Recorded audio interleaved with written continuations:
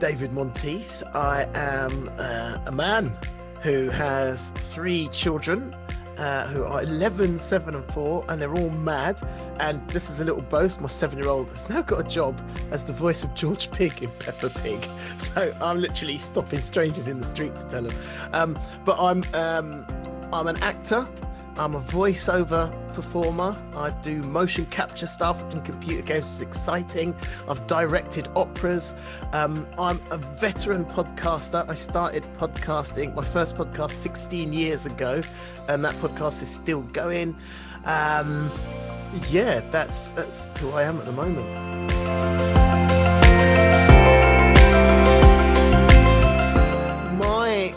First involvement with Terra Nova Productions was basically answering a call for an audition for sort of diverse people to sort of audition for this job in Northern Ireland. So I went along. I think I was recommended by someone I'd worked with before, but I went along and I did my piece, my audition piece, and then I was invited back for a group audition. And that was the bit that really stuck with me. That group audition was so much fun, and I left there thinking whether I've got this job or not. I've really enjoyed my morning. It was fun, the attitude that was brought to the room, the feeling in the room, and there was no real feeling of competition in that room. Everyone just obviously there was at first when people didn't know what to expect, but it didn't take long for everyone to just chill out and have fun. And that was in no small part to Andrea, who was leading those auditions. And I just really enjoyed the way that she came and approached the whole thing. So I left with a really, really positive feeling. Just kind of walked out going, I enjoyed it. I quite like to get that one. That was fun.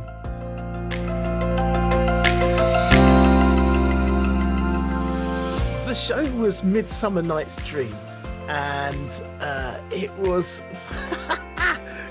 meaningful in many ways, not least because I was playing Oberon, and there's a bit where I had to passionately kiss Titania, and my kids were coming to see it, and they'd never seen me kiss anyone apart from their mother.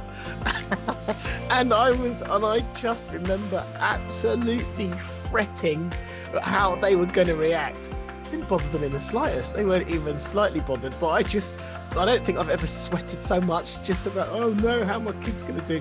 But that aside, I met some fantastic professional actors, which I got to work with, and I really enjoyed it. And you always learn something, you're never too good to learn something. And I learned something from the way they approached the work and what they did.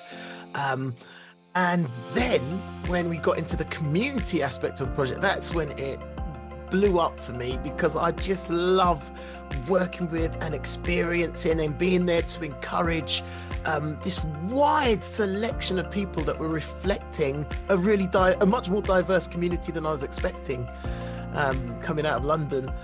And it was just beautiful, and just so many heartfelt relationships were made.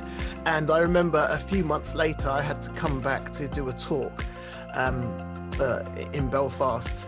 And I just sort of met up with a whole bunch of people afterwards. I went for a meal and a drink, and it was lovely. And that enduring part of that community interaction was one of the most important things for me.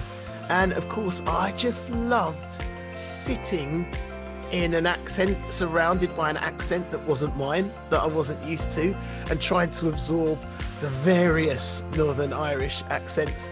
And then I just couldn't help myself but kind of break into it every now and again. And that never went well, really, no. But nothing ventured, nothing gained.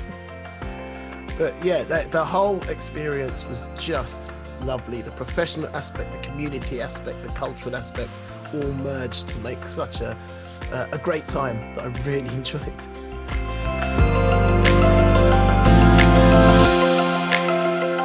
Coming to Northern Ireland was interesting because I didn't really have an idea of what to expect.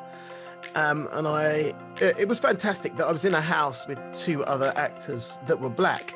And I always, I've been going to other places for a long time as part of my career, but one thing I always had in the back of my head is that once I leave London as a black person, It feels different. I feel like the reception's different, and it kind of puts me not on my guard, but I'm aware of that difference. So being with two other black people and just walking down the streets and just acknowledging different reactions was quite interesting. There were some things that I expected, but in general, the level of acceptance was much better than I expected. I did have some experiences where a woman in a cafe came up, and there was nothing malicious about this at all, but it was something I've been used to since the 80s, 70s. And this woman came up to the cafe and went, "Oh, where in Africa are you from?" With this immediate assumption that we're from London.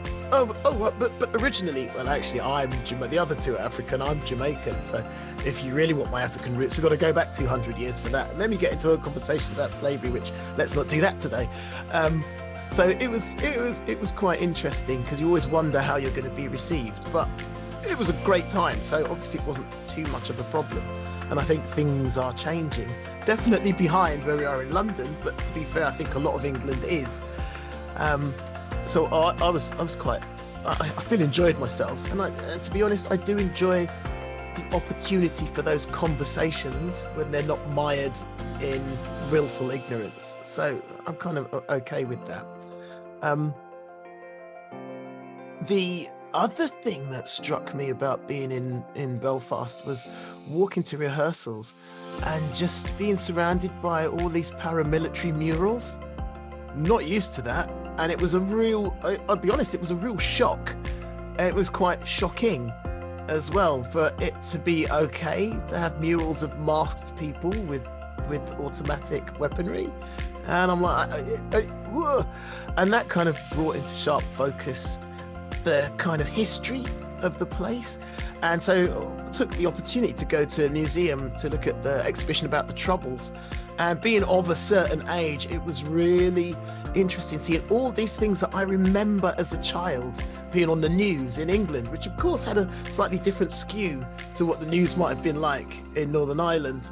And just seeing a bigger picture than what I got as a kid or as a teenager was really moving, really powerful.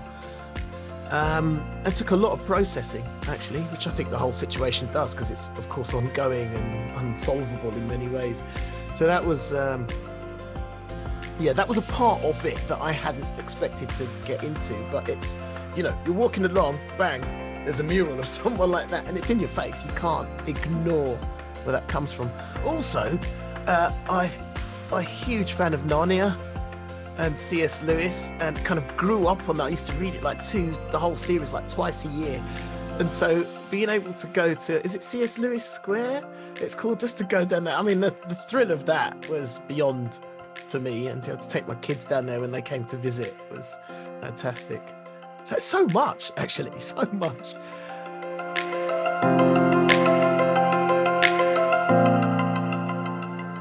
The importance for me of Terra Nova Productions is mired in its desire to embrace the reflection of the real world. And I say reflection because I'm trying to avoid the word diversity. I think it's become a divisive word, and it also doesn't quite mean what I want it to mean.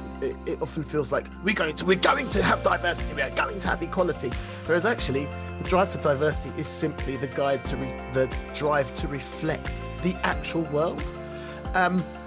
And it's great. You can coast along and be open to it, but to be actively seeking to engage with that reflection of the world, I think is a beautiful thing. And something that should only be applauded. And for me, being involved with that in a place that kind of needs to embrace that reflection, to be involved with a company that's actually doing that for me was golden.